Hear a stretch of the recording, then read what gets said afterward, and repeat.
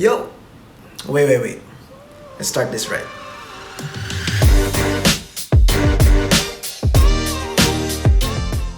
That's better. So guys, if you have clicked on the video, I'm thinking you are either a parent, a sibling, a loved one, or someone who's considering to take Magic the Gathering or MTG as a hobby.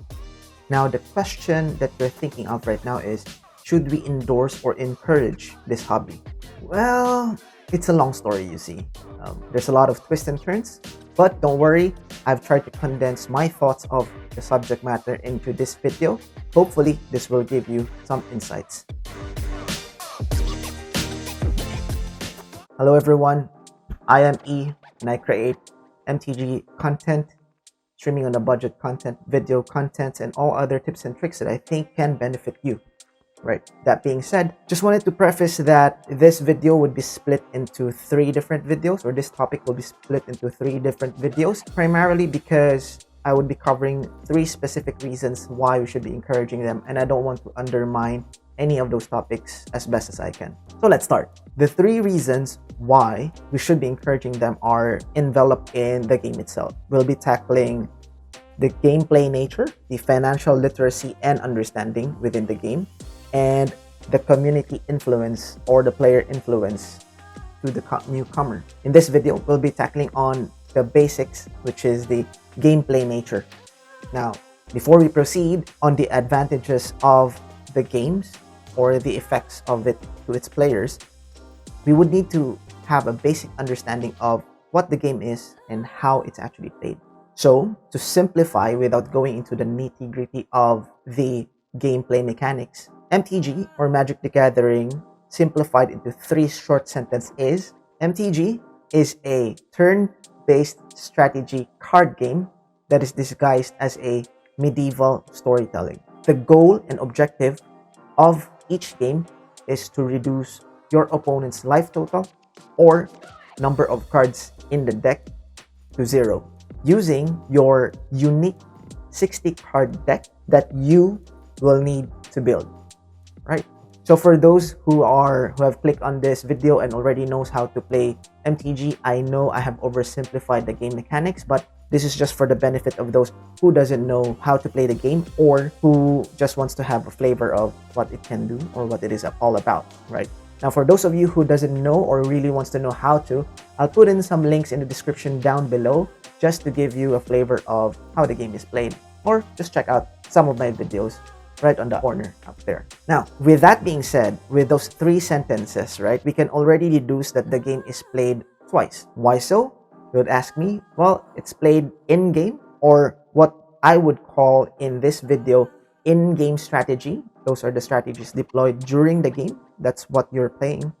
And the other one is played outside of the game, which we will be calling metagame strategy. All right, so to break it down, let me just give you, or let's dive in first with the in-game strategy. This will tackle the first 2 sentences of our game definition, right? So each game, each player takes turns revealing cards from their deck or from the cards in their hand. I'm just going to simplify it right now. Basically, depending on my turn, I'll reveal a card from my hand, put it into play, or put it in a table. Your opponent will do the same, and you will do the same on the next turn, so on and so forth, right? By revealing specific cards, as cards are revealed, you can already deduce whether or not your strategy will work at that specific point in time. All right, I'll be calling this scenario as visual math, right? What do I mean by that? Well, imagine you have cards in hand, say 7 cards in hand, and you lay down a card. Your opponent lays down his card or her card, the person's card, right? Then from there, you can already do specific math computations from your hand and the cards that are revealed, whether or not you are on an advantageous position or a disadvantageous position, and how you're going to strategize around it, right? Now, taking a step further, there is also what we call probability math that will be applied within the game. You would ask, E, how so? Well, it's like this. As cards are revealed within the game, each player tries to deduce what the opponent is trying to do, right? Because as we already have affirmed on our definition, each deck has a specific strategy involved. Now, applying those strategies would be your gameplay mechanics, how you're going to attack or how you're going to lay down the cards in a specific sequence, right? That will inform your decision making throughout the game. This is done by anticipation or prediction of what the card is or what the card your opponent has within the deck. Let me explain. So as the cards are revealed, you as a player is trying to decipher what your opponent deck strategy is. Depending on what strategy it is, you may be able to deduce what are the card composition of that deck, right? Now, from there, you're going to compute or impute the probability of those cards being drawn or is already on your opponent's hand, right? You're going to supplement that probability calculation with specific human quirks. Now, what are these quirks? This may be how your opponent draws a card. Maybe when they drew the card, they would say, or this may be how the cards are sequenced, right? Or this may be about the attitude, total attitude of your opponents, of how they play. They may be in a hurry. That would maybe signify that they already have the card that they needed to close out the game, right? With that being said, your opponent will also do the same to you. So all the while that you're doing this visual math and probability math, you're also trying to limit as much information as possible that you would be cascading to your opponent. So that means that your emotions would need to be in check.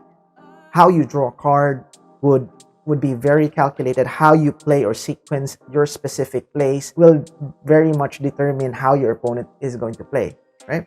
On top of that, these decision-making process must be done on a timely manner because each game is actually timed.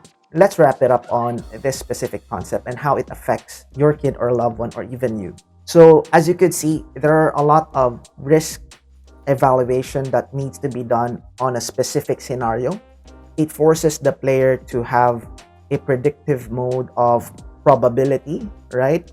And your winning percentage, or whether or not you're making the optimal play given the specific information available to you on a quick and timely manner.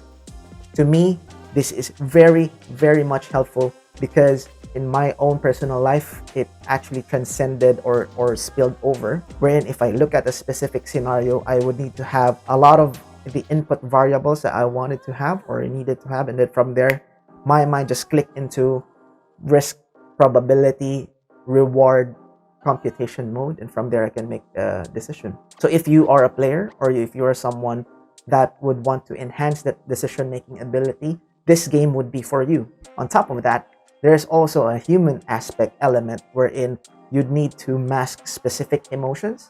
So that's why you are encouraged to play patiently, right?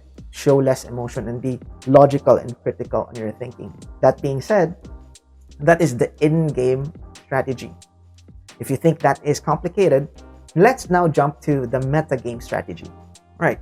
Let me preface this by saying that we are now discussing the third and last sentence that we used to describe the game. What I said was using your unique 60 card deck that you built and your strategy, you need to beat your opponent basically, right?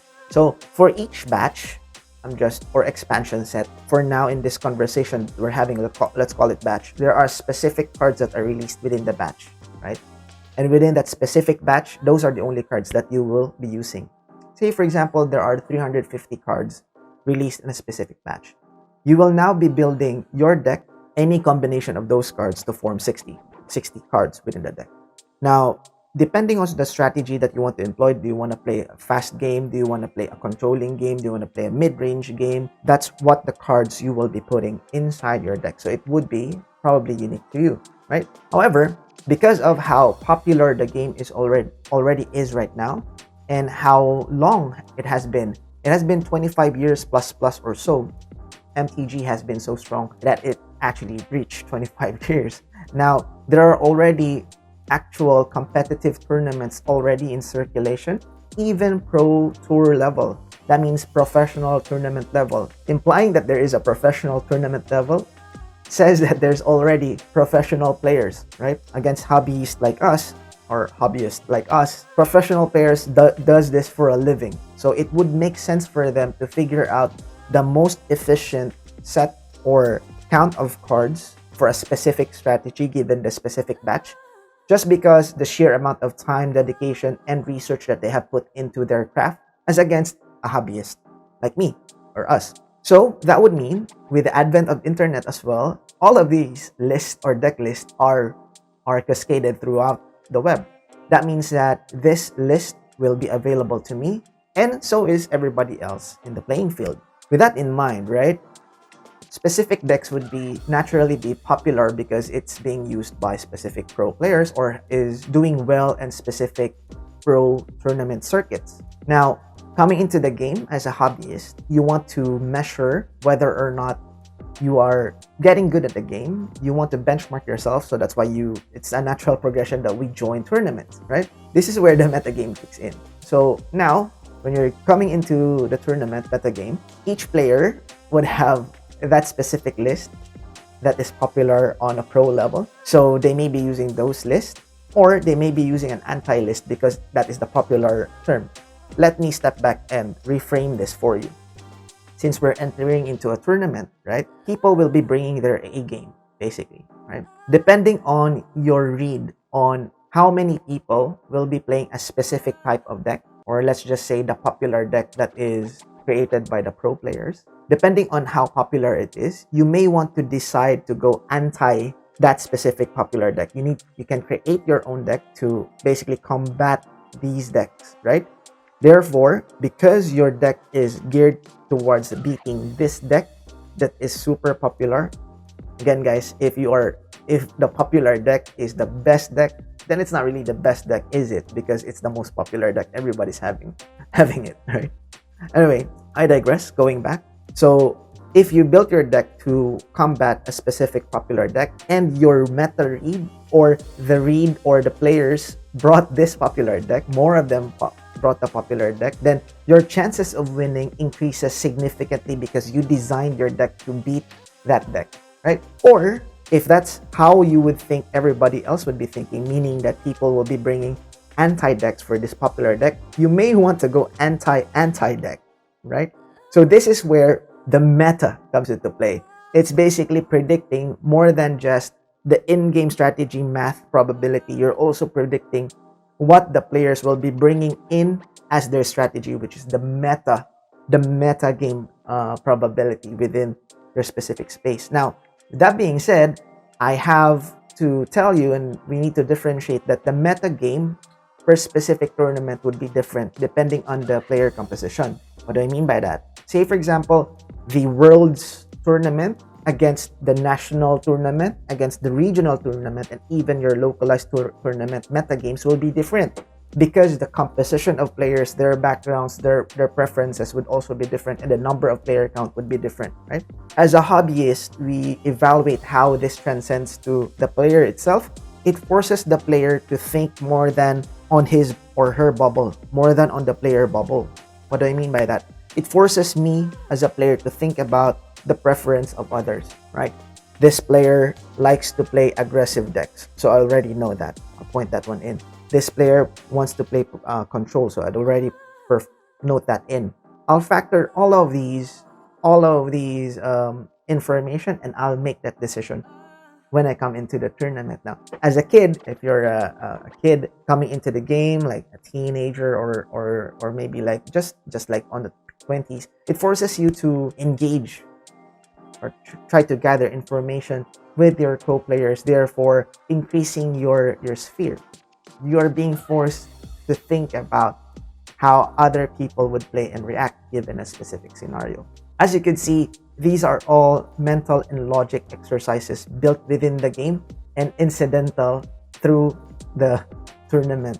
Overall, if I revisit the game with a fresh eyes, these are very much high, I would say, indicator that we should be promoting these types of games. And for me, not just because I really like playing the game, I could see that this could also work for you, for your loved ones, or for anybody else that wants to play MTG, no matter how young or old they are. That wraps up my first video about whether or not we should be promoting or encouraging MTG as a hobby. Guys, if you like this video, please give it a thumbs up, like and subscribe, I guess. Or if I missed anything, or if you want to relay any information that might be helpful to newcomers, please put it in the comment section down below. I'll see you on my next video. As always, guys, stay safe.